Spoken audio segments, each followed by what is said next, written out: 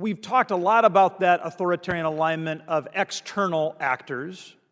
I'm curious, to what extent does that alignment extend to within our own borders?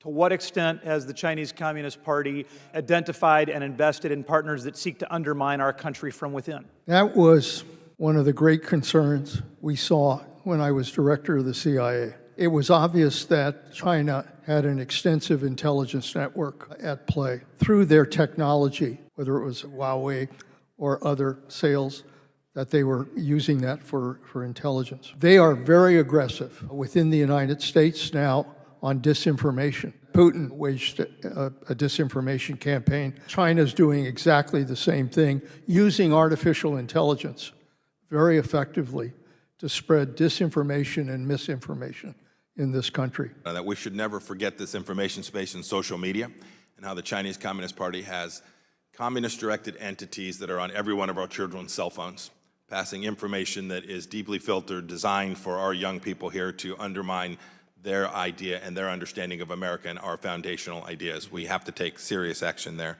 Second thought, it seems like a long time ago, but don't forget, this is the very Xi Jinping that unleashed a virus upon the world, that killed millions of people, including over 1 million people in the United States. It gets seldom referenced. It's hard to imagine the staggering impact that COVID had on the world, and yet no one's held Xi Jinping accountable, not for the leak from his lab, which happened, but for the fact that once he was aware that he had a leak from his lab of a relatively lethal, relatively contagious virus, he foisted it upon the world. He made a decision to hide the data, to hide the information, to off the researchers, and to put thousands of people on airplanes and transit them across the world with the death and destruction and the economic harm that followed from that. This is the very same Xi Jinping that is working here in the United States against us. If all-out invasion cost is too high and too difficult, what can we do as a country to prevent or stop or deter China from taking an easier route, perhaps, of a blockade and simply just strangling Taiwan from outside any travel or anything coming into the country? Two thoughts. A blockade gets ugly really quickly. The difference between an invasion and blockade is a continuum, for sure.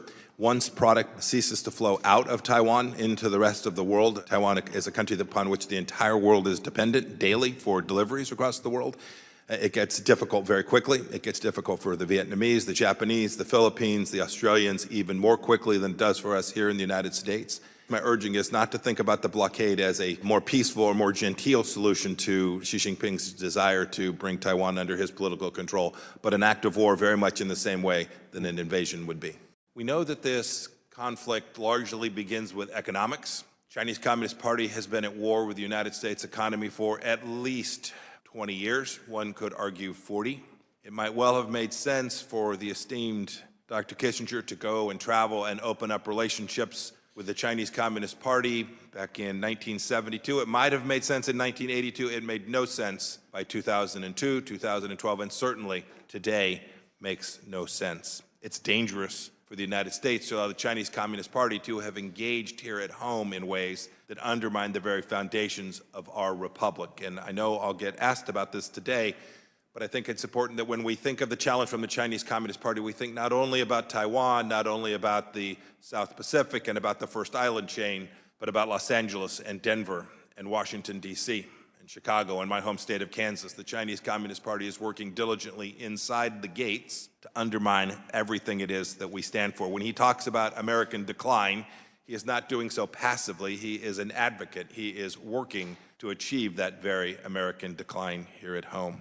The Chinese Communist Party is not about to give in because of some great speech that someone gives, some set of wonderful remarks, or a set of meetings held in San Francisco or Beijing or Washington, D.C. They are determined. They will push back against our actions, and we need to make sure that we hold the Chinese Communist Party at risk in the same way that they seek to put America at risk. Today we're going to talk about CCP hackers working for the People's Liberation Army, otherwise known as PLA. This wanted poster shows members of Unit 61398, whom we indicted in 2014 for hacking into American companies and stealing intellectual property. This was the first time we've ever indicted PRC nationals for computer hacking in the U.S. For years, the CCP carefully studied how the U.S. ran cyber operations to develop its own concepts for cyber warfare. Xi Jinping himself has called for the PRC to become a, quote, cyber superpower and to dominate the world through information warfare. In the last dozen years, the CCP has used cyber operations for stealing IP from companies, collecting private citizens' data, hacking into government emails, and even potentially gathering personal data from apps like TikTok. However, today we will be discussing an even darker side of the CCP's cyber warfare tactics, activities that go far beyond merely stealing information. Last May, CISA, FBI, NSA, and our Five Eyes partners released a joint advisory that CCP cyber attacks were targeting U.S. critical infrastructure, including American power and utility systems, oil and gas pipelines, and rail systems, among others. This cyber campaign, titled Volt Typhoon, has been inactive since 2021. CCP hackers access computer systems of about 24 critical entities, including in Hawaii and in Guam. The hackers even attempted to access the Texas electric grid. The purpose of the hacking was not to gather intelligence. The purpose was to install malware that, once activated, would disrupt or damage the infrastructure. Why? Very simple. To potentially harm us in a time of conflict. PLA strategists openly talk about coordinating missile strikes with cyber attacks as part of its offensive operations. Former CISA Director Brandon Wales stated that, quote, Chinese attempts to compromise critical infrastructure are to prevent the U.S. from being able to project power in Asia or to cause societal chaos inside the United States. So, how do we respond? First, we must be clear-eyed about the threat. The CCP's objectives for a cyber attack are not just to impede military readiness. They also seek to target civilian infrastructure to cause political, economic, and social chaos, and in the PLA's own words, quote, shake the enemy's will to war. Second, we must hunt and destroy malware.